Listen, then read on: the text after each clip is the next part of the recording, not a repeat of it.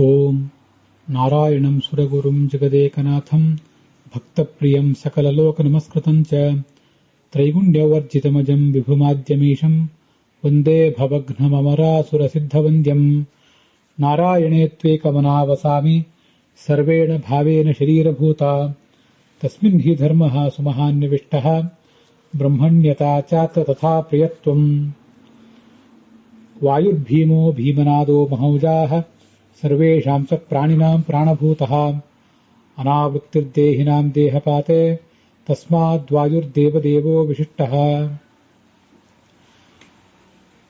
महत्वात् भारवत्वाच्च महाभारतमुच्यते निरुक्तमस्य यो वेद सर्वपापैः प्रमुच्यते भारतं ब्राह्मणादीनां वेदार्थपरिवित्तये स एव वेदास्त्वन्येषां नर्ते तत्कस्यचित् सुखम्। श्रीगुरुभ्यो नमः।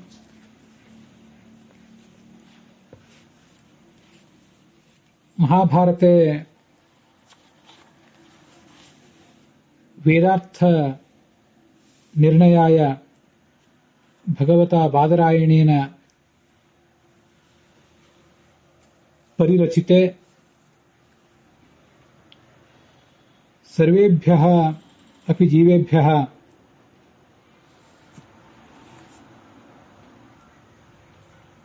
सुख साधनीभूते धर्मार्थ काम परिब्रह्मिते आश्वमेधिके पर्वणि अयम् अद्य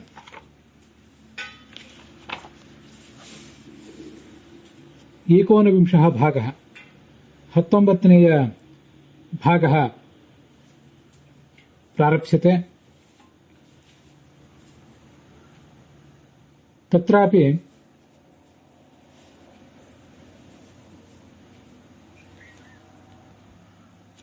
केषुचन पाठेषु 20 अध्यायः, अपरेषु केषुचन पाठेषु 19 अध्यायः, अध्याय संख्ये 20 अथवा 21, अथवा केषुचन अन्येषु पाठेषु 20 अध्यायस्य 54 श्लोकः, 20ನೇ अध्यायದ 54ನೇ श्लोक ಟಿ ಆರ್ ಕೃಷ್ಣಾಚಾರ್ಯನಂ ಪಾಠೆ, अपि च उत्तरभारतस्य पाठे 19 अध्यायस्य 19ನೇ अध्यायದ 54तमः श्लोकः अद्य प्रारप्स्यते। वैष्णवे पाठे 20 अध्यायः प्रारप्स्यते। वाविल्य रामस्वामी शास्त्रिणां पाठे 21 अध्यायः प्रारप्स्यते। अयं कश्चन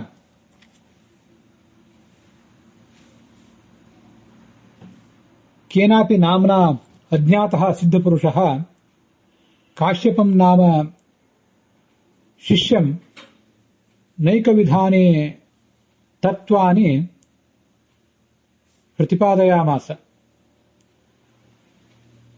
तान्येव तत्त्वानि भगवतः श्रीकृष्णस्य परब्रह्मणः सन्निधौ कश्चन भूसुरः प्रतिपादयां बभूव।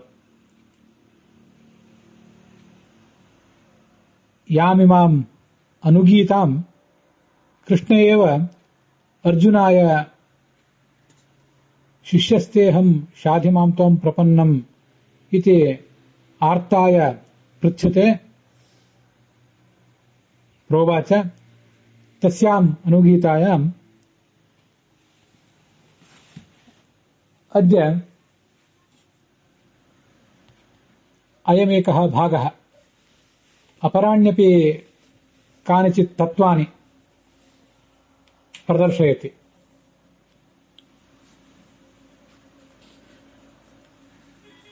इत्युक्त्वा स तदा पार्थ वाक्यं मां द्विजपुङ्गवः मोक्षधर्माश्रितं सम्यक् तत्रैवान्तरधीयत। भगवान् अर्जुनं प्रति उवाच, हे पार्थ, सः कश्चन द्विजपुङ्गवः ಮೋಕ್ಷಧರ್ಮಾಶ್ರಿತಂ ಕಂಚನ ಕಥಾಭಾಗಂ ಉಪದಿಶ್ಯ ಅದೃಶ್ಯ ಬಭೂವ. ನಾನು ಹೇಳಿದ್ದನ್ನೆಲ್ಲ ನೀನು ಏಕಾಗ್ರನ ಚಿತ್ತನಾಗಿ ಕೇಳಿದೆಯಾ? ಕಚ್ಚಿದೇತ ತ್ವಯಾ ಪಾರ್ಥ ಶ್ರುತಂ ಏಕಾಗ್ರ ಚೇತಸ. ಭಗವದ್ಗೀತೆಯಲ್ಲೂ ಹೀಗೆ ಕೇಳ್ತಾನೆ, ಏಕಾಗ್ರ ಚಿತ್ತನಾಗಿ ನನ್ನನ್ನು ಕೇಳಿದೆಯಾ, ನಾನು ಹೇಳಿದ್ದನ್ನೆಲ್ಲವನ್ನು ಕೂಡ ನೀನು ಶ್ರವಣ ಮಾಡಿದೆಯಾ ಅಂತ ಕೃಷ್ಣ ಕಚ್ಚಿದೇತ ಶ್ರುತಂ ಪಾರ್ಥ ಅಂತ ಅಲ್ಲೇ ಬಂದಿರುವಂತಹ ವರ್ಣನೆ. ಅದೇ ಧಾಟಿಯಲ್ಲಿ ಇಲ್ಲಿಯೂ ಕೂಡ ಕೇಳ್ತಾ ಇದ್ದಾನೆ. ಯುದ್ಧದ ಪ್ರಸಂಗದಲ್ಲಿ ರಥದಲ್ಲಿ ಕೂತ್ಕೊಂಡಿದ್ದಂತಹ ನೀನು ವ್ಯಾಮಿಶ್ರೇಣೇವ ವಾಕ್ಯೇನ ಬುದ್ಧಿಂ ಮೋಹಯಸೀವ ಮೇ ತದೇಕಂ ವದ ನಿಶ್ಚಿತ್ಯ ಏನ ಶ್ರೇಯೋಹಮಾಪ್ನುಯಾಂ. ಸಮ್ಮಿಶ್ರವಾದ ರೀತಿಯಲ್ಲಿ ಎಲ್ಲವನ್ನೂ ವರ್ಣನೆ ಮಾಡ್ತಾ ಇದ್ದಿ ಭಗವಂತನೇ, ಆದ್ರಿಂದ ನಿಶ್ಚಿತವಾಗಿ ತತ್ವವನ್ನು ನನಗೆ ಅರ್ಥ ಆಗುವಂತೆ ಹೇಳುವಂತೆ ಕೇಳಿಕೊಂಡಿದ್ದೆ. ಅದರಂತೆ ನಾನು ನಿನಗೆ ವರ್ಣನೆ ಮಾಡಿದ್ದೇನೆ. ಆ ವರ್ಣನೆ ಮಾಡಿದ್ದೆಲ್ಲವೂ ನಿನಗೆ ಸರಿಯಾಗಿ ಅರ್ಥ ಆಗಿದೆಯೋ ಹೇಗೆ? ಯಾವ ವ್ಯಕ್ತಿಯ ಮನಸ್ಸು ವ್ಯಾಮಿಶ್ರವಾಗಿರ್ತದೋ, ಸಾಂಸಾರಿಕ ವಿಷಯದಲ್ಲಿ ತೊಡಗಿರ್ತದೋ ಅಂಥವನಿಗೆ ನೈತತ್ ಸುವಿಜ್ಞೇಯಂ, ಇದು ಸರಿಯಾಗಿ ಅರ್ಥ ಆಗುವುದೇ ಇಲ್ಲ. ಯಾವೊಬ್ಬ ಜಿಜ್ಞಾಸು ಸ್ವಚ್ಛವಾದ ಮನಸ್ಸಿನಿಂದ ಇದನ್ನು ಕೇಳಲಿಕ್ಕೆ ಸಿದ್ಧನಾಗ್ತಾನೆ, ಅವನಿಗೆ ಅರ್ಥ ಆಗ್ತದೆ. ನರೇಣ ಅಕೃತ ಸಂಗೇನ ಅವಿದಗ್ಧೇನ ಅಕೃತಾತ್ಮನ. ಇದು ಅತ್ಯಂತ ರಹಸ್ಯವಾದಂತಹ ಶಾಸ್ತ್ರ. ಪ್ರೋಕ್ತಂ ದೇವಾನಾಂ ಭರತರ್ಷಭ, ದೇವತೆಗಳಿಗಾಗಿ ಇದು ವರ್ಣಿತವಾದದ್ದು. ಪೂರ್ಣವಾಗಿ ಇದನ್ನು ತಿಳ್ಕೊಳ್ಳಿಕ್ಕೆ ದೇವತೆಗಳೇ ಅಧಿಕಾರ ಅಂತ, ದೇವತೆಗಳಿಗೆ ಮಾತ್ರ ಅಧಿಕಾರ ಇದೆ ಅಂತ ಅರ್ಥ. ಕಚ್ಚಿನ್ನೇದಂ ಶ್ರುತಂ ಪಾರ್ಥ ಮನ್ಯೇ ನಾಣ್ಯೇನ ಕೇನಚಿತ್. ಈ ಭೂಲೋಕದಲ್ಲಿ ಬೇರೆ ಯಾರಿಗೂ ಕೂಡ ಇದು ಅಷ್ಟು ಸುಲಭವಾಗಿ ತಿಳಿಯುವಂಥದ್ದಲ್ಲ.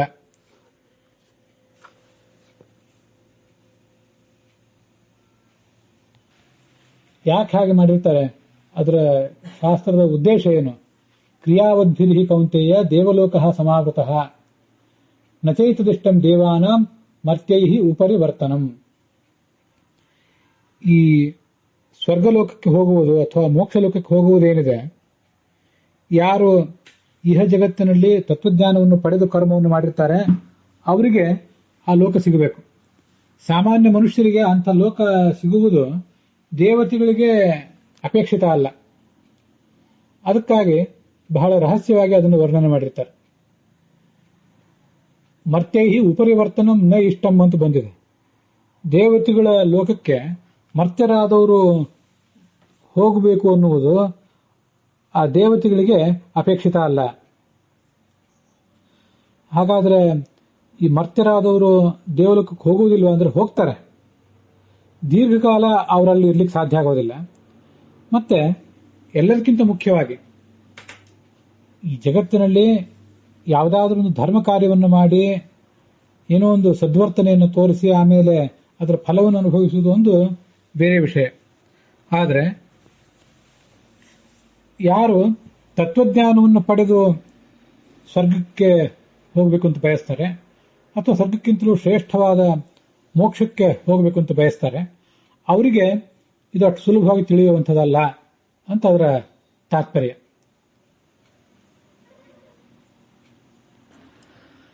ತತ್ವನಿರ್ಣಯದ 3ನೇ ಪರಿಚ್ಛೇದದಲ್ಲಿ ಆಚಾರ್ಯರು ಬ್ರಹ್ಮಾಂಡ ಪುರಾಣದ ಕೆಲವು ಶ್ಲೋಕಗಳನ್ನು ಉದ್ಧರಿಸ್ತಾರೆ. ಅದು ಬ್ರಹ್ಮ ಮತ್ತು ನಾರದರ ನಡುವೆ ನಡೆದಂತಹ ಒಂದು ಸಂವಾದ. ಅಲ್ಲಿ ದೌರ್ಲಭ್ಯಾಯೈವ ಮೋಕ್ಷಸ್ಯ ದರ್ಶಯೇತ್ತಾನ್ಯಜೋ ಹರಿಹಿ ಮಿಥ್ಯಾದರ್ಶನ ದೋಷೇಣ ತೇನ ಮುಕ್ತಿಂ ನಯಾಂತಿ ಚ. ಈ ಶಾಸ್ತ್ರ ಕಠಿಣವಾಗಿರುವುದು ಯಾಕೆ? ಈಗ ನಾವು ಮಹಾಭಾರತ ನೋಡಿದ್ವಲ್ಲ, ಉಪರಿವರ್ತನಂ, ಮರ್ತ್ಯರಾದವರು ಆ ಮೇಲಿನ ಲೋಕಕ್ಕೆ ಹೋಗುವುದು ದೇವತೆಗಳಿಗೆ ಅಪೇಕ್ಷಿತ ಇಲ್ಲ ಅಂತ. ಅದರ ತಾತ್ಪರ್ಯ ಏನು? ತಥಾಪಿ ಅಸುರಮೋಹಾಯ ಪರೇಶಾಂಚ ಕ್ವಚಿತ್ ಕ್ವಚಿತ್. ಯಾರು ತತ್ವಜ್ಞಾನಕ್ಕೆ ಅಯೋಗ್ಯರೇ ಆಗಿದ್ದಾರೆ, ದುಷ್ಟ ಸ್ವಭಾವದವರಾಗಿದ್ದಾರೆ, ಅವರಿಗಂತೂ ಮೋಹವೇ ಬರಬೇಕು. ಮತ್ತೆ ತತ್ವಜ್ಞಾನಕ್ಕೆ ಯೋಗ್ಯರಾದವರಿಗೂ ಕೂಡ ಕೆಲವು ಬಾರಿ ಮೋಹ ಬರಬೇಕು. ನಮಗಿದು ಆಶ್ಚರ್ಯವಾಗಿ ಕಾಣಿಸ್ತದೆ. ತತ್ವಜ್ಞಾನಕ್ಕೆ ಯೋಗ್ಯರಾದವರಿಗೂ ಕೂಡ ಕೆಲವು ಬಾರಿ ಮೋಹ ಬರಬೇಕು ಅಂದ್ರೆ ಅದರ ಅರ್ಥ ಏನು? ದೌರ್ಲಭ್ಯಾಯವ ಮೋಕ್ಷಸ್ಯ. ಅದರ ಗುರಿ ಶಾಸ್ತ್ರಗಳನ್ನ ದೇವತೆಗಳಾಗಲಿ ಮತ್ತಾರು ಋಷಿಗಳಾಗಲಿ ವ್ಯಕ್ತವಾಗಿ ಹೇಳದೇ ಇರುವುದು. ಅವರ ತಾತ್ಪರ್ಯ ಏನು? ಮೋಕ್ಷ ಅಂತನ್ನುವುದು ದುರ್ಲಭವಾಗಿರಬೇಕು. ದುರ್ಲಭವಾಗಿದೆ. ಆ ಮೋಕ್ಷದ ದುರ್ಲಭತ್ವವನ್ನ ಕಾಪಾಡುವುದು, ಸುರಕ್ಷಿತವಾಗಿಡುವುದು. ಅದಕ್ಕೆ ಬೇಕಾದ ಮೋಕ್ಷದ ದೌರ್ಲಭ್ಯ ಏನಿದೆ ಅದಕ್ಕೆ ತಕ್ಕಂತೆ ವರ್ತಿಸುವುದು ದೇವತೆಗಳು ಮತ್ತು ಋಷಿಗಳ ಕಾರ್ಯ ಆಗಿದೆ. ತತ್ವಜ್ಞಾನ ಅಂತನ್ನುವುದು ಅಷ್ಟು ಸುಲಭವಾಗಿ ಸಿಗುವಂಥದ್ದಾಗಿಬಿಟ್ಟಿದ್ರೆ ಎಲ್ಲರೂ ಮೋಕ್ಷಕ್ಕೆ ಹೋಗಿಬಿಡ್ತಿದ್ರು. ಅದಕ್ಕಾಗಿ ಯಾರು ತತ್ವಜ್ಞಾನಕ್ಕೆ ಅಯೋಗ್ಯರಾಗಿದ್ದಾರೆ, ದುರ್ಬುದ್ಧಿಯವರಾಗಿದ್ದಾರೆ, ಅವರಿಗಂತೂ ಇದು ಸಿಗಲೇಬಾರದು. ಯಾರು ಯೋಗ್ಯರಾಗಿದ್ದಾವ್ರೆ ಅವರಿಗೂ ಕೂಡ ದೀರ್ಘವಾದಂತಹ ಶ್ರವಣ ಮನನ ಧ್ಯಾನಗಳಿಂದಲೇ ಇದು ಸಿಗಬೇಕು. ಅಷ್ಟು ಸುಲಭವಾಗಿ ಸಿಗಬಾರದು ಅಂತನ್ನುವುದು ಆ ಶಾಸ್ತ್ರಕಾರರ ತಾತ್ಪರ್ಯವಾಗಿರ್ತದೆ. ನಮಗಿದು ಈ ಆಧುನಿಕ ಕಾಲದ ಸ್ಪರ್ಧಾತ್ಮಕ ಪರೀಕ್ಷೆಗಳೇನಿರ್ತಾವಲ್ಲ, ಕಾಂಪಿಟೇಟಿವ್ ಎಕ್ಸಾಮ್ಸ್, ಅಲ್ಲೂ ಕೂಡ ಇದು ಕಂಡು ಬರ್ತದೆ. ಅನೇಕ ಕಷ್ಟಕರವಾದಂಥ ವಿಷಯಗಳನ್ನ ಅಲ್ಲಿ ಪ್ರಶ್ನಾ ರೂಪದಲ್ಲಿ ಕೇಳಿರ್ತಾರೆ. ಕೆಲವು ಬಾರಿ ತುಂಬಾ ಸರಳವಾದಂತಹ ವಿಷಯಗಳನ್ನೇ ಬೇರೆ ಬೇರೆ ರೂಪದಿಂದ ಕೇಳ್ತಾರೆ. ವಿಷಯ ಸರಳವಾಗಿರ್ತದೆ, ಆದರೆ ಆ ವಿಷಯದ ಸರಳತೆಯನ್ನೇ ಅರ್ಥ ಮಾಡಿಕೊಂಡು ಅದನ್ನು ಉತ್ತರ ಕೊಡುವುದು ತುಂಬಾ ಕಷ್ಟ ಆಗಿದ್ದಿರಬೇಕು. ಟ್ವಿಸ್ಟ್ ಮಾಡಿ ಆ ವಿಷಯಗಳನ್ನ ಪ್ರಶ್ನಿಸಿರ್ತಾರೆ. ಅಂಥ ಎಲ್ಲ ಗೊಂದಲಗಳನ್ನು ಪರಿಹರಿಸಿಕೊಂಡು ಆ ಪರೀಕ್ಷೆಯಲ್ಲಿ ಉತ್ತೀರ್ಣನಾದವನೇ ಉನ್ನತವಾದ ಅಧಿಕಾರಕ್ಕೆ, ಸ್ಥಾನಮಾನಕ್ಕೆ ಯೋಗ್ಯನಾಗ್ತಾನೆ. ಅವನು ನಾಳೆ ತನ್ನ ಜೀವಮಾನದಲ್ಲಿ ಸರಳವಾದ ಸಮಸ್ಯೆಗಳೇ ಬರಲಿ ಮತ್ತೆ ಶ್ರೇಷ್ಠವಾದ ಸಮಸ್ಯೆಗಳೇ ಬರಲಿ, ವೈಯಕ್ತಿಕ ಜೀವನದಲ್ಲಿ ಮತ್ತು ಆಡಳಿತದ ಪ್ರಕ್ರಿಯೆಗಳಲ್ಲಿ ಯಾವುದೇ ಥರ ಸಮಸ್ಯೆಗಳನ್ನು ಬಂದರೂ ಇವೆಲ್ಲವನ್ನು ಎದುರಿಸಲಿಕ್ಕೆ ಬರುವಂತಹ ಶಕ್ತಿ, ಎದುರಿಸಲಿಕ್ಕೆ ಉಪಯುಕ್ತವಾದ ಶಕ್ತಿ ಆವಾಗ ಅವನಿಗೆ ಬರ್ತದೆ. ಇದನ್ನು ನಾವು ಆಧುನಿಕ ಕಾಲದ ವ್ಯವಸ್ಥೆಯಲ್ಲೂ ನೋಡಿರ್ತೇವೆ. ಹಾಗಿರುವಾಗ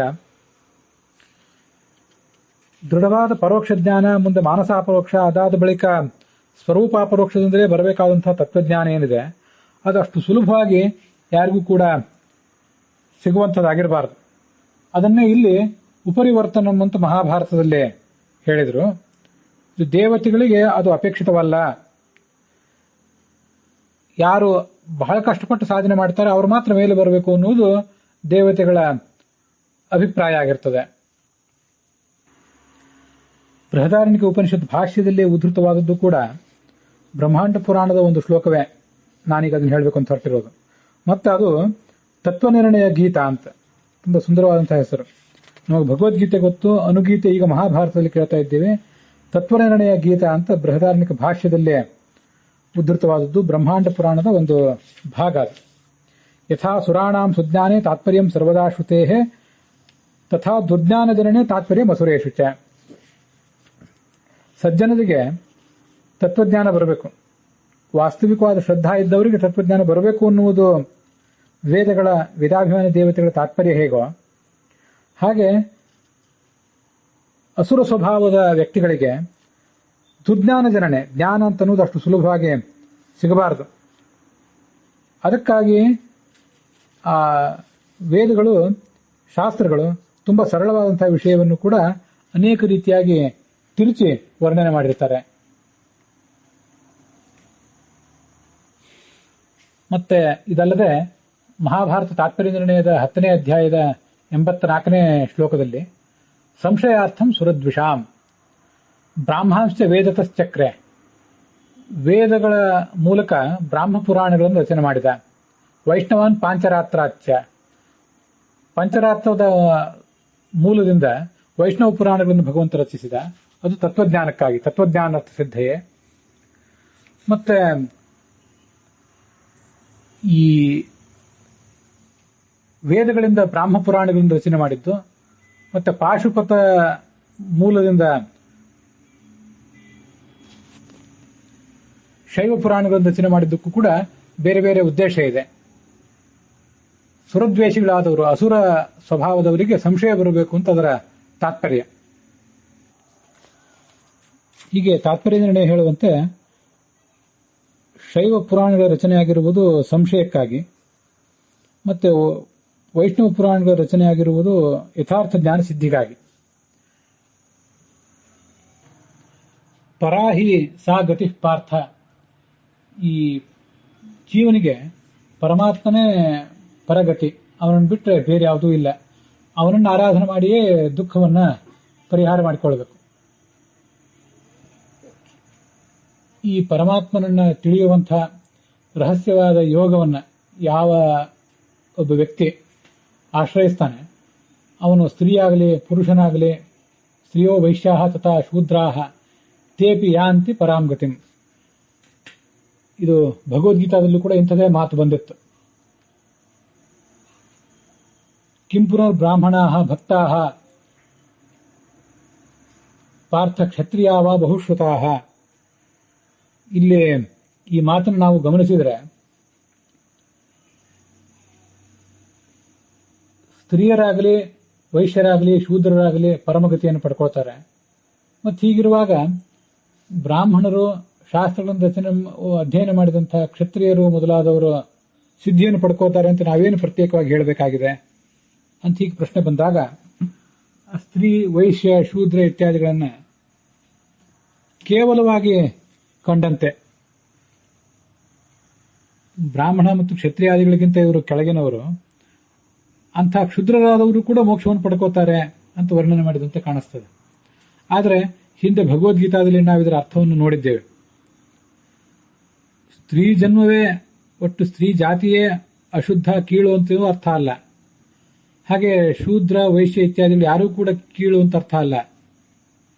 ಕೆಲವು ಬಾರಿ ಮೂಲ ಸ್ವರೂಪ ಏನೇ ಆಗಿದ್ರೂ ಕೂಡ ಶಾಪದ ಕಾರಣದಿಂದಾಗಿ ಮನುಷ್ಯ ಮೂಲ ಸ್ವರೂಪಕ್ಕಿಂತ ಭಿನ್ನವಾದ ರೂಪವನ್ನು ತಳೆದು ಬಿಡ್ತಾನೆ. ಮೂಲತಃ ಒಬ್ಬ ಪುರುಷನಾಗಿರಬಹುದು, ಅವನು ಶಾಪದಿಂದ ಸ್ತ್ರೀಯಾಗುವ ಸಾಧ್ಯತೆ ಇದೆ. ಹೀಗೆ ಶಾಪದಿಂದ ಸ್ತ್ರೀಯಾದವನು ಕೂಡ ಸದ್ಗತಿಯನ್ನು ಪಡಿತಾನೆ. ಅವನಿಗೆ ಶಾಪ ಕಾರಣದಿಂದಾಗಿ ಅಂಥ ಸಂಕಟ ನರಳಾಟ ಇತ್ಯಾದಿಗಳು ಬಂದಿದ್ರು, ಈ ಭಗವಂತನ ಮಾರ್ಗವನ್ನು ಅವಲಂಬಿಸಿದ ಕಾರಣಕ್ಕಾಗಿ ಸದ್ಗತಿಯನ್ನು ಪಡಿತಾನೆ ಅಂತ ಅದಕ್ಕೆ ಅರ್ಥ. ಹಾಗೆ ಸ್ವರೂಪ ದೇಹದಲ್ಲಿ, ಮೂಲ ಸ್ವರೂಪ ದೇಹದಲ್ಲಿಯೇ ಆಯಾ ಜೀವನಿಗೆ ಒಂದೊಂದು ಸ್ವಭಾವ ಇರ್ತದೆ. ಆ ಸ್ವಭಾವಕ್ಕೆ ವ್ಯತಿರಿಕ್ತವಾಗಿ ಅವನು ವೈಶ್ಯನೋ ಶೂದ್ರನೋ ಏನೋ ಆಗಿಬಿಟ್ಟಿದ್ರೆ ನಾವು ಅದನ್ನ ಹಿಂದೆ ನೋಡಿದ್ದೇವೆ. ನಾವೀಗ ಬ್ರಾಹ್ಮಣ ಕ್ಷತ್ರಿಯ ವೈಶ್ಯ ಶೂದ್ರ ಅಂತ 4 ವಿಭಾಗಗಳನ್ನು ಏನು ನೋಡ್ತೇವೆ, ಇದು ಕೇವಲ ದೇಹಕ್ಕೆ ಸಂಬಂಧಪಟ್ಟಂತಹ ವಿಭಾಗ.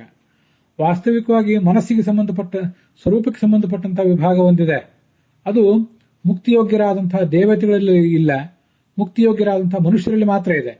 ದೈತ್ಯರಲ್ಲಿಯೂ ಕೂಡ ಅದು ಇಲ್ಲ. ಅದ್ರ ಬಗ್ಗೆ ನಾವು ಹಿಂದೆ ಗೀತಾ ಪ್ರವಚನದಲ್ಲಿ ಅನೇಕ ಬಾರಿ ನೋಡಿದ್ದೇವೆ.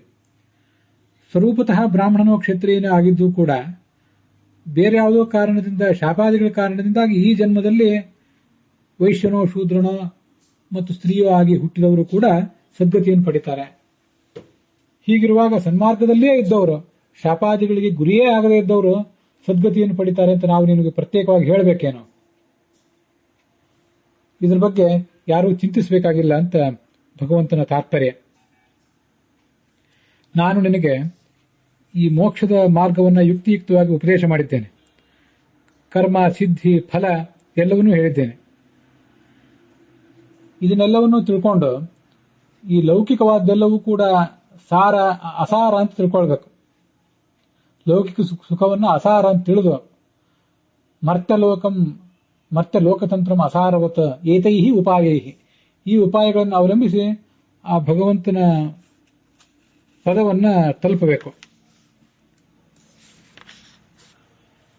ಏತಾವದೇವ ವಕ್ತವ್ಯಂ, ಶಾಸ್ತ್ರ ಏನನ್ನು ಹೇಳಬಹುದಾಗಿದೆ, ಭಗವಂತನ ಸಾನ್ನಿಧ್ಯವನ್ನು ನಾವು ತಲುಪಲಿಕ್ಕೆ ಏನು ಪ್ರಯತ್ನವನ್ನು ಪಡಬೇಕು ಅನ್ನೋದ್ರ ಬಗ್ಗೆ ಶಾಸ್ತ್ರ ಇಷ್ಟನ್ನು ಮಾತ್ರ ಹೇಳಬೇಕು. ಇದಕ್ಕಿಂತ ಹೆಚ್ಚಿಂದ ಹೇಳುವುದು ಅಗತ್ಯವೇನೂ ಇಲ್ಲ.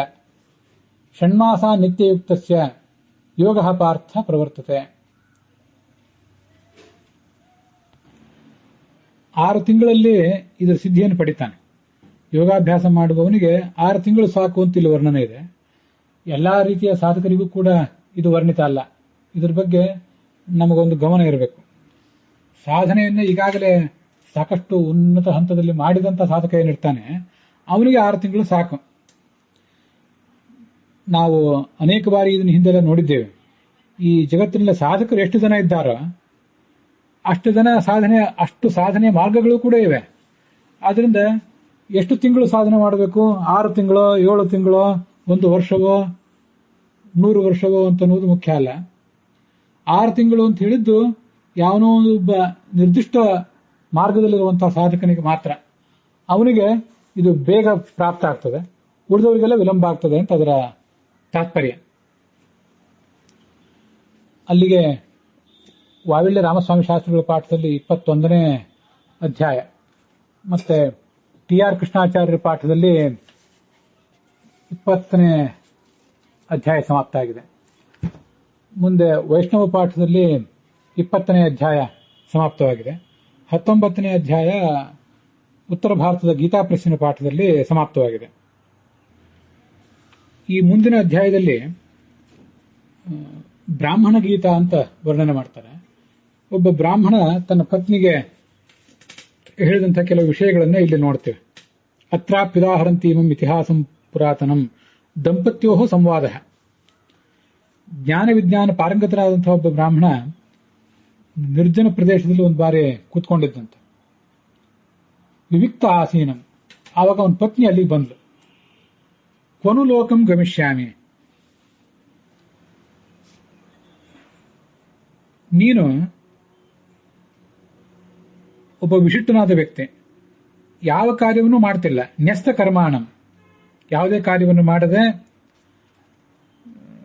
ಕೀನಾಶಂ, ತುಂಬಾ ದುರ್ಬಲನಾಗಿದ್ದೆ ನೀನು, ಕ್ಷುಲ್ಲಕನಾಗಿದ್ದೆ, ಮತ್ತೆ ತಿಳಿದವನೂ ಅಲ್ಲ, ಸಂಸಾರವನ್ನು ಹೇಗೆ ನಡೆಸಬೇಕು ಅಂತ ತಿಳಿದವನೂ ಅಲ್ಲ. ನಿನ್ನನ್ನು ಗಂಡನನ್ನಾಗಿ ಕಟ್ಕೊಂಡ್ರೆ ನನ್ನ ಗತಿ ಏನು? ಗಂಡಂದಿರು ಯಾವ ಲೋಕಕ್ಕೆ ಹೋಗ್ತಾರೋ ಅಲ್ಲಿಯೇ ಅವ್ರ ಪತ್ನಿಯರು ಕೂಡ ಹೋಗ್ತಾರೆ ಅಂತ ಕೇಳಿದ್ದೇನೆ ನಾನು.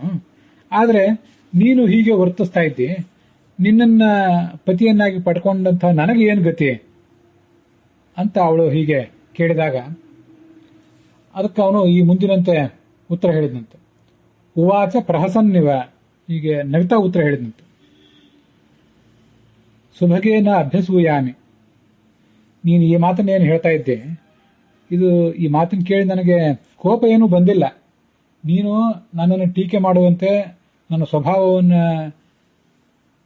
ಕಟುವಾಗಿ ನಿಂದಿಸ್ತಾ ಇರುವವಳಂತೆ ಮಾತನಾಡ್ತಾ ಇದ್ದೆ.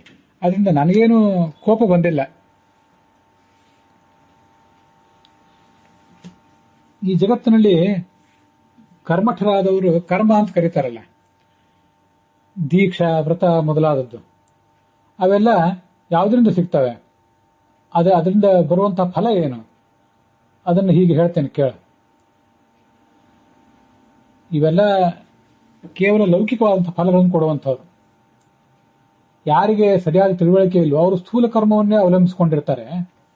ಆದರೆ ಜ್ಞಾನಿಗಳಾದವರು ಭಗವಂತನ ತತ್ವಜ್ಞಾನವನ್ನು ಪಡೆಯುವಂತಹ ಪ್ರಯತ್ನ ಮಾಡ್ತಾರೆ. ನೈಷ್ಕರ್ಮ್ಯಂ ನಚ ಲೋಕೇಸ್ಮಿನ್ ಮುಹೂರ್ತಮಪಿ ಲಭ್ಯತೆ. ಭಗವದ್ಗೀತಾದಲ್ಲಿ ಬಂದಿದೆ, ನಚ ಕಶ್ಚಿತ್ ಕ್ಷಣಮಪಿ ಜಾತು ತಿಷ್ಠತ್ಯಕರ್ಮ ಕೃತ ಅಂತ. ಅದೇ ಮಾತನ್ನೇ ಇಲ್ಲಿ ಹೇಳ್ತಿದ್ದಾರೆ. ಯಾರು ಒಂದು ಮುಹೂರ್ತ ಅಂದ್ರೆ ಇಲ್ಲಿ 48 ನಿಮಿಷ ಅಂತ ಅರ್ಥ ಅಲ್ಲ, ಯಾವುದೇ ಒಂದು ಫ್ರಾಕ್ಷನ್ ಆಫ್ ಸೆಕೆಂಡ್ ಕೂಡ ಅಂತ ಅರ್ಥ. ಯಾರು ಯಾವ ಕೆಲಸವನ್ನು ಮಾಡದೇ ಇರುವುದಿಲ್ಲ. ಅಂತೂ ಕರ್ಮಣ ವನಸಾ ವಾಚ ಶುಭಂ ವಾ ಇದಿ ವಾ ಶುಭಂ ಜನ್ಮಾದಿ ಮೂರ್ತಿ ಭೇದಾಂತಂ ಕರ್ಮಭೂತೇಶು ವರ್ತತೆ. ಪಾಠ ಒಂದು ಸ್ವಲ್ಪ ವ್ಯತ್ಯಾಸ ಆಗಿದೆ ಬೇರೆ ಬೇರೆ ಕಡೆ. ಅಂತೂ ಏನಾದರೂ ಒಂದು ಮನಸ್ಸಿನಿಂದ ಮಾತಿನ ಮೂಲಕ ಕರ್ಮವನ್ನು ಮಾಡಿಯೇ ಮಾಡ್ತಾನೆ ಮನುಷ್ಯ. ಹುಟ್ಟಿದವರೆಲ್ಲರೂ ಕೂಡ ಈ ಕರ್ಮಗಳನ್ನು ಮಾಡ್ತಾನೆ ಇರ್ತಾರೆ. ಹಿಂದೆ ಈ ಯಜ್ಞಗಳು ಎಲ್ಲೆಲ್ಲಿ ನಡೆದಿದ್ದವು ಅದನ್ನೆಲ್ಲ ಈ ದೈತ್ಯರು ನಾಶಪಡಿಸ್ಲಿಕ್ಕೆ ತೊಡಗಿದ್ರು. ಕರ್ಮದ ನಾಶ ಆಗಾಯಿತು. ನಾನು ಅದನ್ನು ನೋಡಿ ದುಃಖಿತನಾದೆ. ಮನಸ್ಸಿನಿಂದ ತತ್ವವನ್ನು ಆಲೋಚನೆ ಮಾಡಿದೆ. ಏನು ತತ್ವ ಅಂತ ಅನ್ನೋದನ್ನು ನಾನು ಚಿಂತಿಸಲಿಕ್ಕೆ ತೊಡಗಿದೆ. ನಾನು ಜ್ಞಾನನಿಷ್ಠ. ಜ್ಞಾನನಿಷ್ಠ ಆದ್ರಿಂದ ಕರ್ಮಠರು ಮಾಡುವಂತಹ ಈ ಕರ್ಮಗಳಲ್ಲಿ ನನಗೆ ಆಸಕ್ತಿ ಇಲ್ಲ. ಆತ್ಮಸ್ಥಮಾತ್ಮನಾಥೇಭ್ಯ ದೃಷ್ಟಮಾಯತನಮಯ. ಕರ್ಮಗಳಲ್ಲಿ ವಿರಕ್ತಿ ಹೊಂದಿದೆ ನಾನು. ಸಾಧಕರಾದವರು ತತ್ವಜ್ಞಾನದ ಮೂಲಕ ಪರಮಾತ್ಮನನ್ನ ಪಡೆದರೆ ಅಲ್ಲಿ ಯಾವುದೇ ರೀತಿಯಾದಂತಹ ಅಹಿತ ಅನ್ನೋದಿರುವುದಿಲ್ಲ. ಎಲ್ಲವೂ ಕೂಡ ಹಿತವೇ ಇರ್ತದೆ. ಅಗ್ನಿ ಅಲ್ಲಿ ಸುಡುವುದಿಲ್ಲ, ಚಂದ್ರ ಶೈತ್ಯಕ್ಕೆ ಕಾರಣ ಆಗೋದಿಲ್ಲ. ಅಂಥ ಒಂದು ದಿವ್ಯವಾದಂತಹ ಸ್ಥಿತಿಗೆ ಮೋಕ್ಷ ಅಂತ ಹೇಳ್ತಾರೆ. ಕೆಲವು ಕಡೆ ಹೀಗೆ ವರ್ಣನೆ ಮಾಡಿದ್ದಾರೆ. ಇನ್ನು ಕೆಲವು ಕಡೆ ಈ ದ್ವಂದ್ವಾತೀತನಾದಂತಹ ಪರಬ್ರಹ್ಮ ಅಂದ್ರೆ ಪರಮಾತ್ಮ ಎಲ್ಲಿದ್ದಾನೋ, ಯಾವ ಮೋಕ್ಷದಲ್ಲಿದ್ದಾನೋ ಅಲ್ಲಿ ಸೋಮ ಮತ್ತು ಅಗ್ನಿಗಳ ನಿತ್ಯ ಸಮಾಗಮವೂ ಕೂಡ ಇರ್ತದೆ. ಜೀವನು ಕೂಡ ಅಲ್ಲಿರ್ತಾನೆ. ಮಹಾಭಾರತದ ನೀಲಕಂಠರು ಅನ್ನೋರು ವ್ಯಾಖ್ಯಾನ ಮಾಡಿದ್ದಾರೆ ಅದಕ್ಕೆ. ಅವರು ಸೋಮಃ ಸಹಾಗ್ನಿನ ಅನ್ನುವಂಥ ಒಂದು ಮಾತಿದೆಯಲ್ಲ, ಸೋಮಃ ಸಹಾಗ್ನಿನ ಅನ್ನುವುದಕ್ಕೆ ಸೋಮ ಅಂದ್ರೆ ಇಡ, ಅಗ್ನಿ ಅಂದ್ರೆ ಪಿಂಗಲ. ಸೋಮ ಅಂದ್ರೆ ಇಡಾನಾಡಿ, ಅಗ್ನಿ ಅಂದ್ರೆ ಪಿಂಗಲ ನಾಡಿ. ಇವುಗಳಿಗೆ ವರ್ಣಾಸಿ ಅಂತ ಸಂಜ್ಞೆ ಇದೆ. ವರ್ಣ ಅಂದ್ರೆ ಮೂಗು. ಆ ಮೂಗಿನಲ್ಲಿ ಇವೆರಡು ನಾಡಿಗಳು ಕೂಡ ಇರ್ತವೆ. ಇಡ ಅಂದ್ರೆ ಎಡನಾಡಿ, ಪಿಂಗಲ ಅಂದ್ರೆ ಬಲನಾಡಿ. ಈ ಹುಬ್ಬಿನ ಮಧ್ಯದಲ್ಲಿ ಆ ಪರಮಾತ್ಮ ಎಂಬ ಜ್ಯೋತಿಯ ದರ್ಶನ ನಮಗಾಗಬೇಕು.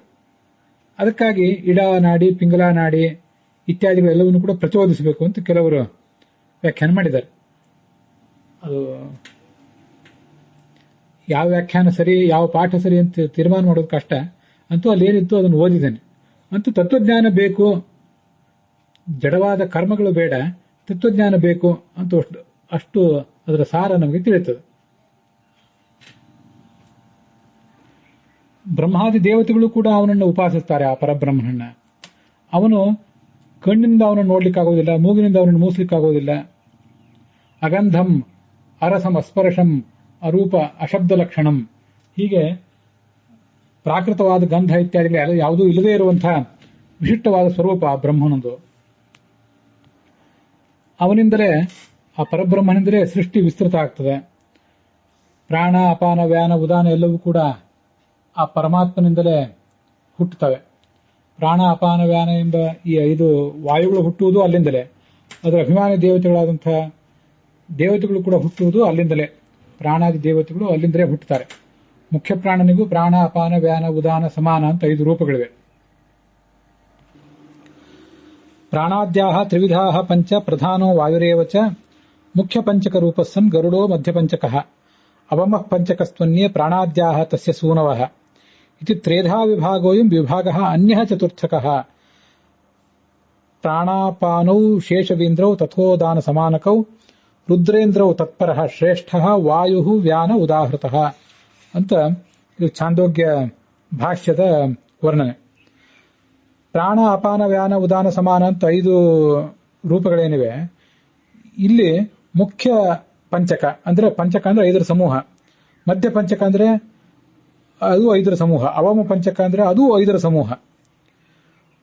ಮೊದಲನೇ ಪಂಚಕ ಯಾವುದದು? ಬಹಳ ಪ್ರಧಾನವಾದ ಪಂಚಕ ಅಂದ್ರೆ ಯಾವುದು? ಮುಖ್ಯ ಪ್ರಾಣನೇ 5 ರೂಪದಿಂದ ಇದ್ದಾನೆ, ಅದು ಪ್ರಧಾನ ಅಂತ ತಿಳ್ಕೊಳ್ಬೇಕು.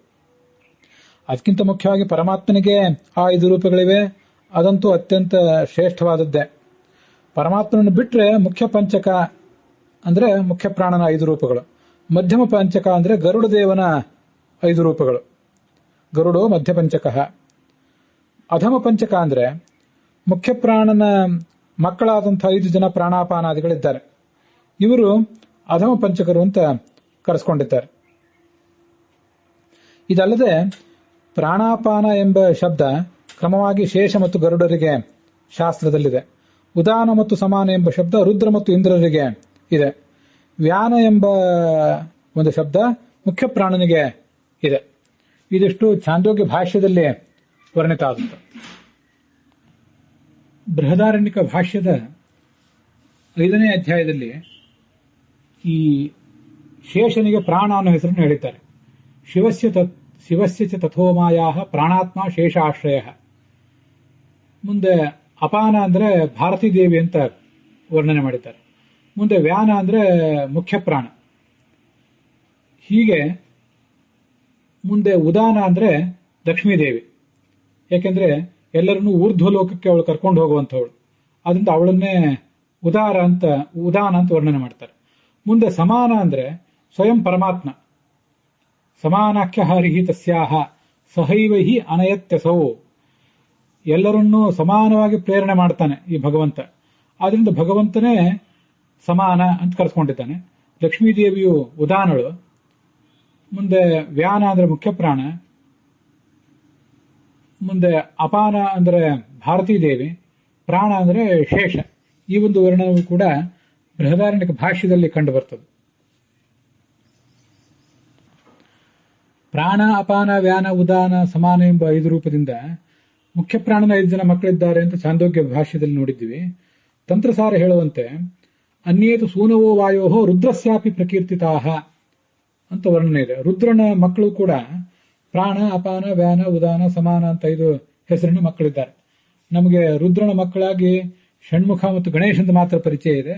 ಅದಲ್ಲದೆ ಈ 5 ಜನ ಕೂಡ ಇದ್ದಾರೆ. ಇವರೆಲ್ಲ ಈ 5 ಜನರು ಪ್ರಾಣನ ಮಕ್ಕಳು 5 ಜನ ಮತ್ತೆ ರುದ್ರನ ಮಕ್ಕಳು 5 ಜನ. ಇವರೆಲ್ಲರೂ ಶಬ್ದ, ಸ್ಪರ್ಶ, ರೂಪ, ರಸ, ಗಂಧ ಇವುಗಳಿಗೆ ಅಭಿಮಾನಿ ದೇವತೆಗಳು.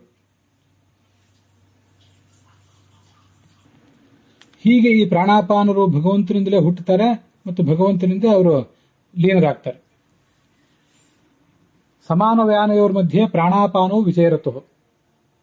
ಇವೆಲ್ಲವೂ ಸಂಚಾರ ಮಾಡುವುದೆಲ್ಲಿ? ಸಮಾನ ಮತ್ತು ವ್ಯಾನಗಳ ನಡುವೆ ನಾಭಿಯಲ್ಲಿ ಸಮಾನ ವಾಯು ಇದೆ ಅಂತ ವರ್ಣನೆ ಮಾಡ್ತಾರೆ. ಆ ಸಮಾನ ವಾಯುವಿನ ಮತ್ತೆ ಶರೀರದ ಎಲ್ಲಾ ಕಡೆ ಇರುವಂತಹ ವ್ಯಾನ ವಾಯುವಿನ ನಡುವೆ ಹೃದಯದಲ್ಲಿ ಪ್ರಾಣವಾಯು ಇದೆ. ಹೃದಯ ಪ್ರಾಣ ಗುದೆ ಅಪಾನಃ ಸಮಾನೋ ನಾಭಿಮಂಡಲೆ ವ್ಯಾನಃ ಸರ್ವಶರೀರಕ ಅಂತ ವರ್ಣನೆ ಇದೆ. ಮುಂದೆ ಈ ಅಪಾನವಾಯು ಗುದದ್ವಾರದಲ್ಲಿ ಇದೆ. ತಸ್ಮಿಲ್ಲೀನೆ ಪ್ರಳೀಯೇತ ಸಮಾನೋ ವ್ಯಾನೇವಚ ತಸ್ಮಾತ್ ಶಯಾನಂ ಪುರುಷವು ಪ್ರಾಣಾಪಾನವು ನ ಮುಂಚತಃ. ಆದ್ರಿಂದ ಯಾವತ್ತೂ ಮಲಗಿರುವಂತಹ ವ್ಯಕ್ತಿ ಏನಿದ್ದಾನೆ ಅವನನ್ನ ಪ್ರಾಣಾಪಾನಗಳು ಯಾವತ್ತೂ ಕೂಡ ಬಿಟ್ಟಿರೋದಿಲ್ಲ. ಪ್ರಾಣಾಪಾನ ಸಮೇತನಾಗಿಯೇ ಅವನಿರ್ತಾನೆ ಅಂತ ವರ್ಣನೆ ಇದೆ. ಆ ವರ್ಣನೆಗೆ ಒಂದು ಆಳವಾದಂತಹ ಅರ್ಥ ಏನು? ಮಲಗಿರುವವನಲ್ಲಿ ವ್ಯಾನ, ಉದಾನ ಇತ್ಯಾದಿಗಳು ಇದ್ದೇ ಇವೆ. ಪ್ರಾಣಾಪಾನ ಮಾತ್ರ ಇರ್ತದೆ ಅಂತ ಹೇಳೋದಕ್ಕೆ ನನಗೆ ಪೂರ್ಣವಾಗಿ ಅರ್ಥ ಆಗಲಿಲ್ಲ. ಆದರೂ ಅಲ್ಲಿದ್ದುದನ್ನು ಹೇಳಿದ್ದೇನೆ ಅಷ್ಟೆ. ಪ್ರಾಣಾನಾಂ ಆಯತತ್ವೇನ ತಮುದಾನಂ ಪ್ರಚಕ್ಷತೆ ಅಂತ ಮುಂದಿನ ಶ್ಲೋಕ. ಅದು ಪಾಠ ಒಂದು ಕಡೆ ಪ್ರಾಣೋ ನೋಪಹತೆ ಎತ್ತು ಅಂತಿದೆ, ಇನ್ನೊಂದು ಕಡೆ ಪ್ರಾಣಾನಾಂ ಆಯತತ್ವೇನ ತಮುದಾನಂ ಪ್ರಚಕ್ಷತೆ. ಎಲ್ಲಾ ಪ್ರಾಣಿಗಳಿಗೂ ಜೀವಿಗಳಿಗೂ ಇದು ಆಧಾರ ಆದ್ದರಿಂದ ಈ ವಾಯುವನ್ನು ಉದಾನ ವಾಯು ಅಂತ ವರ್ಣನೆ ಮಾಡ್ತಾರೆ. ಈ ಪ್ರಾಣಾದಿಗಳು ಉದಾನ ವಾಯುವಿನಲ್ಲಿ ಅಂತರ್ಭಾವವನ್ನು ಪಡಿತವೆ. ಅದನ್ನೇ ತಪಸ್ಸು ಅಂತ ಶಾಸ್ತ್ರದಲ್ಲಿ ವರ್ಣನೆ ಮಾಡಿದ್ದಾರೆ. ಪ್ರಾಣ, ಅಪಾನ, ವ್ಯಾನ ಈ 3 ಕೂಡ ಶೇಷ, ಭಾರತಿ ಮತ್ತು ಪ್ರಾಣರು. ಇವರಿಬ್ಬರು ಈ 3 ಜನ ಉದಾನ ವಾಯುವಿನಲ್ಲಿ ಅಂತರ್ಭಾವವನ್ನು ಹೊಂದುತ್ತಾರೆ. ಅಂದ್ರೆ ಉದಾನ ಅಂತ ಕರೆಸ್ಕೊಂಡಿರುವಂತಹ ಪ್ರಕೃತಿಯ ಅಭಿಮಾನಿನಿಯಾದ ಲಕ್ಷ್ಮೀದೇವಿಯಲ್ಲಿ ಅಂತರ್ಭಾವವನ್ನು ಪಡಿತಾರೆ ಅಂತ ನಾವು ಅರ್ಥ ಮಾಡಬಹುದು. ಇದನ್ನೇ ತಪಸ್ಸು ಅಂತ ಹೇಳ್ತಾರೆ ಅಂತ ಇಲ್ಲಿ ವರ್ಣನೆ ಮಾಡಿದ್ದಾರೆ. ಆ ಲೀನ ಆಗುವ ಪ್ರಕ್ರಿಯೆಯನ್ನು ಚಿಂತಿಸಬೇಕು. ತೇಷಾಂ ಅನ್ಯೋನ್ಯ ಭಕ್ಷಾಣಾಂ ಸರ್ವೇಷಾಂ ದೇಹಚಾರಿಣಾಂ ಅಗ್ನಿ ವೈಶ್ವಾನರೋ ಮಧ್ಯೆ ಸಪ್ತಧ ದೀವ್ಯತೆ ಅಂತರ ಸಪ್ತಧ ವಿಹಿತೋಂತರ ಅಂತ ಹೀಗೆ ಇನ್ನೊಂದು. ತೇಷಾಂ ಅನ್ಯೋನ್ಯ ಭಕ್ತಾನಾಂ ಅಂತ ಕೆಲವು ಕಡೆ ಪಾಠ ಇದೆ, ಭಕ್ಷಾಣಾಂ ಅಂತ ಕೆಲವು ಕಡೆ ಪಾಠ ಇದೆ. ಒಂದು ಮತ್ತೊಂದರಲ್ಲಿ ಲೀನ ಆಗ್ತವೆ. ಶೇಷ ಭಾರತೀಯಲ್ಲಿ ಲೀನ ಆಗ್ತಾನೆ, ಭಾರತಿ ಪ್ರಾಣನಲ್ಲಿ, ಪ್ರಾಣ ಲಕ್ಷ್ಮೀದೇವಿಯಲ್ಲಿ, ಮತ್ತೆ ಆ ಲಕ್ಷ್ಮೀದೇವಿ ಪರಮಾತ್ಮನಲ್ಲಿ ಲೀನ ಆಗ್ತಾಳೆ. ಹೀಗೆ ಭಕ್ಷ ಅಂತಿದ್ರೆ ಇದೆಲ್ಲದಕ್ಕೂ ಈ ಎಲ್ಲ 5 ವಾಯುಗಳಿಗೆ ಅಭಿಮಾನಿಗಳಾದವರು ಪ್ರಾಣದ ಅಭಿಮಾನಿಯಾದ ಶೇಷ, ಅಪಾನದ ಅಭಿಮಾನಿಯಾದ ಭಾರತಿಯಲ್ಲಿ ಲೀನನಾಗ್ತಾನೆ. ಅವಳು ವ್ಯಾನ ನಾಮಕನಾದ ಮುಖ್ಯ ಪ್ರಾಣನಲ್ಲಿ ಲೀನನಾಗ್ತಾಳೆ ಅಂತ ಹೀಗೆ ಭಕ್ಷ ಅಂತ ಅರ್ಥ ಇದ್ರೆ ಲೀನ ಆಗುವ ಪ್ರಕ್ರಿಯೆಯನ್ನು ನಾವು ನಿರೂಪಿಸಬಹುದು. ಭಕ್ತ ಅಂತಿದ್ರೆ ಅದಕ್ಕೂ ಕೂಡ ಲಯ ಅಂತಾನೆ ಅರ್ಥ ಮಾಡಿದ್ದಾರೆ. ಆದರೆ ಭಕ್ತ ಅನ್ನೋ ಶಬ್ದಕ್ಕಿಂತ ಭಕ್ಷ ಅಂತಾನೆ ಈ ಪಾಠವೇ ಹೆಚ್ಚು ಒಳ್ಳೆಯದು. ನಾಭಿಮಂಡಲದಲ್ಲಿ ಆ ಸಮಾನ ಅನ್ನುವುದಿದೆ. ಅಲ್ಲಿ ವೈಶ್ವಾನರಾಗ್ನಿ 7 ರೂಪಗಳನ್ನು ತಾಳಿದೆ. ಈ ವೈಶ್ವಾನರಾಗ್ನಿಯ 7 ನಾಲಿಗೆಗಳು ಅಂದ್ರೆ ಯಾವುದು? ಘ್ರಾಣಂ ಜಿಹ್ವಾ ಚ ಚಕ್ಷುಶ್ಚ ಶ್ರೋತ್ರಂ ಚ ಪಂಚಮಿ ತ್ವಕ್ಚ ಶ್ರೋತ್ರಂ ಚ ಪಂಚಮಿ. ಮೂಗು, ನಾಲಿಗೆ, ಕಣ್ಣು, ಕಿವಿ, ಮನಸ್ಸು, ಬುದ್ಧಿ ಇವು ವೈಶ್ವಾನರಾಗ್ನಿಯ 7 ನಾಲಿಗೆಗಳು ಅಂತ ಅದನ್ನು ವರ್ಣಿಸ್ತಾರೆ. ನಾವೇನು ರೂಪವನ್ನು ನೋಡ್ತೀವಿ, ಏನು ರಸವನ್ನು ಅನುಭವಿಸ್ತೀವಿ, ಸ್ಪರ್ಶವನ್ನು ಗ್ರಹಿಸ್ತೀವಿ, ಶಬ್ದವನ್ನು ಕೇಳ್ತೀವಿ, ಯಾವ ವಿಷಯವನ್ನು ಮನನ ಮಾಡ್ತೀವಿ, ಅವೆಲ್ಲ ಈ ವೈಶ್ವಾನರಾಗ್ನಿಗೆ ನಾವು ಹಾಕುವಂಥ ಸಮಿತ್ತುಗಳು. ನಿತ್ಯ ಇದನ್ನೆಲ್ಲ ನೋಡ್ತೇವೆ, ಅವನ್ನೆಲ್ಲ ಇಲ್ಲಿ ನಾವು ಆಹುತಿ ಹಾಕ್ತೀವಿ.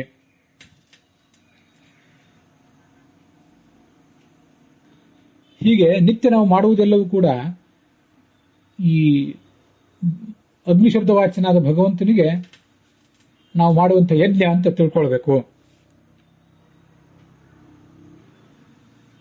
ಹೀಗೆ ಭಗವದ್ಗೀತಾದಲ್ಲೂ ಕೂಡ ಈ ಹೋಮ ಮಾಡುವುದನ್ನು ಪ್ರಾಣಾಪಾನೋ ತಥಾ ಸಂಯಮಾಗ್ನಿಷು ಜುಹ್ವತಿ ಹೀಗೆಲ್ಲ ಆ ಯಜ್ಞದ ಬಗ್ಗೆ ಒಂದು ವರ್ಣನೆ ಇದೆ.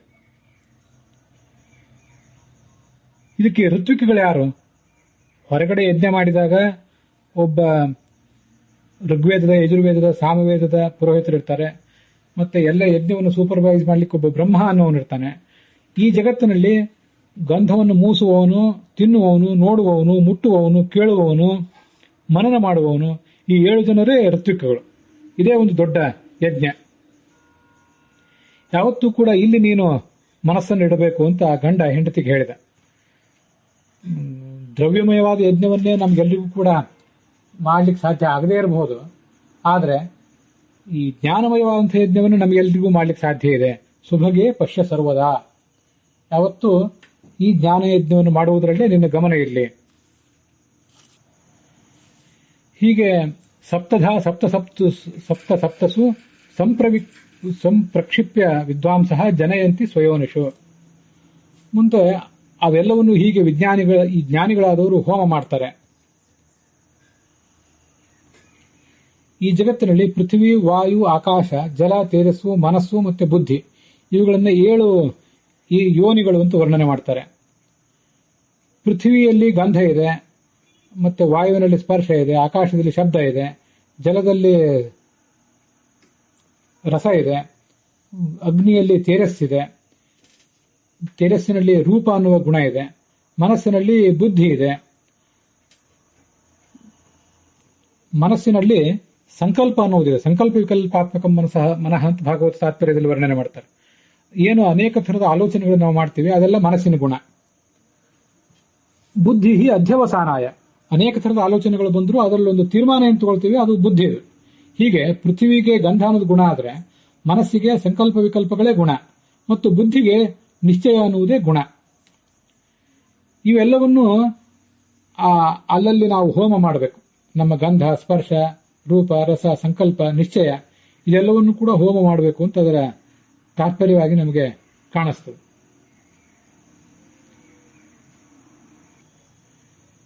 ತತ್ರೈವ ಚ ನಿರುದ್ಧಂತೆ ಪ್ರಳಯೇ ಭೂತ ಭಾವನೆ. ಪ್ರಳಯದ ಪ್ರಸಂಗದಲ್ಲಿ ಇವೆಲ್ಲ ಬುದ್ಧಿಯಲ್ಲಿ ನಿಕ್ಷಿಪ್ತ ಆಗಿರ್ತವೆ ಈ ಗುಣಗಳೆಲ್ಲ. ಸೃಷ್ಟಿ ಆಗುವಾಗ ಆ ಬುದ್ಧಿಯ ಮೂಲಕವೇ ಈ ರಸ ಗಂಧಾದಿಗಳೆಲ್ಲ ಪ್ರಕಟ ಆಗ್ತವೆ. ಇಲ್ಲೇನು ಬುದ್ಧಿಯ ಮೂಲಕ ರಸ ಗಂಧಾದಿಗಳು ಪ್ರಕಟ ಆಗ್ತವೆ ಅಂತಿದೆ, ಅದು ಆಯಾ ದೇವತೆಗಳನ್ನು ವರ್ಣನೆ ಮಾಡ್ತದೆ. ಬುದ್ಧಿ ಅಭಿಮಾನಿ ದೇವತೆ, ಅವಳ ಮೂಲಕ ಇದೆಲ್ಲ ವ್ಯಕ್ತ ಆಗ್ತದೆ ಅಂತ ಹೀಗೆ ಅದನ್ನ ಅರ್ಥ ಮಾಡ್ಕೊಳ್ಬೇಕು. ಇದು 7 ರೀತಿಯಾದಂತಹ ಹುಟ್ಟು ಅಂತ ವಿದ್ವಾಂಸರು ವರ್ಣನೆ ಮಾಡ್ತಾರೆ. ಪ್ರಾಚೀನ ಋಷಿ ಮುನಿಗಳೆಲ್ಲ ಇದನ್ನೇ ವರ್ಣನೆ ಮಾಡಿದ್ದಾರೆ. ಇದ್ರ ಬಗ್ಗೆ ನಿಶ್ಚಯವನ್ನು ಕೂಡ ಮಾಡಿಕೊಂಡಿದ್ದಾರೆ. ಪೂರ್ಣಾಹುತಿಭಿ ಅಪೂರ್ಣಾಭಿ ತ್ರಿಭಿ ಪೂರ್ಯಂತಿ ತೇಜಸ. ಜ್ಞಾತ ತಿಳಿಯುವಂತಹ ವ್ಯಕ್ತಿ, ಜ್ಞಾನ ಅಂದ್ರೆ ಅವನಿಗೆ ಬರುವಂತ ಜ್ಞಾನ ಮತ್ತು ಜ್ಞೇಯವಾದಂತಹ ವಸ್ತು, ಈ ಮೂರನ್ನು ನಾವು ಆಹುತಿ ರೂಪದಲ್ಲಿ ಪರಬ್ರಹ್ಮನಿಗೆ ಸಮರ್ಪಣೆ ಮಾಡಬೇಕು. ನಾನು ಜ್ಞಾತ ಜೀವ, ಅವನನ್ನು ಪರಮಾತ್ಮನ ಸಮರ್ಪಣೆ ಮಾಡಬೇಕು. ನಾವು ತಿಳಿದಂತಹ ಜ್ಞಾನವನ್ನು ಪರಮಾತ್ಮನ ಸಮರ್ಪಣೆ ಮಾಡಬೇಕು. ನಾವು ತಿಳಿದಂತಹ ವಸ್ತುವನ್ನು ಸಮರ್ಪಣೆ ಮಾಡಬೇಕು. ಹೀಗೆ ಮಾಡಿದರೆ ಅದನ್ನು ಯಜ್ಞ ಅಂತ ಕರೀತಾರೆ. ಈ ಒಂದು ತತ್ವವೇ ಜಗತ್ತಿನಲ್ಲಿ ಎಲ್ಲ ಕಡೆ ಎಲ್ಲ ವಿದ್ವಾಂಸರಿಗೂ ತಿಳಿದು ಬಂದಿರುವಂತಹ ಸಂಗತಿ. ಇದೇ ಮೋಕ್ಷಕ್ಕೆ ಕಾರಣ ಅಂತ ಅದರ ತಾತ್ಪರ್ಯ. ಅಲ್ಲಿಗೆ ಈ ಅಧ್ಯಾಯ ಸಮಾಪ್ತವಾಗ್ತದೆ. ಈಗ ನಾವು ನೋಡಿದ ಅಧ್ಯಾಯ ಇದು ವಾವಿಳ್ಯ ರಾಮಸ್ವಾಮಿ ಶಾಸ್ತ್ರಿಗಳ ಪಾಠದಲ್ಲಿ 22ನೇ ಅಧ್ಯಾಯ. ಟಿ ಆರ್ ಕೃಷ್ಣಾಚಾರ್ಯರ ಪಾಠದಲ್ಲಿ 21ನೇ ಅಧ್ಯಾಯ. ವೈಷ್ಣವ ಪಾಠದಲ್ಲಿ ಇದು 21ನೇ ಅಧ್ಯಾಯ. ಮತ್ತೆ 20ನೇ ಅಧ್ಯಾಯ ಉತ್ತರ ಭಾರತದ ಪಾಠದಲ್ಲಿ. ಅಲ್ಲಿಗೆ ಈ ಭಾಗ ಸಮಾಪ್ತವಾಗಿದೆ.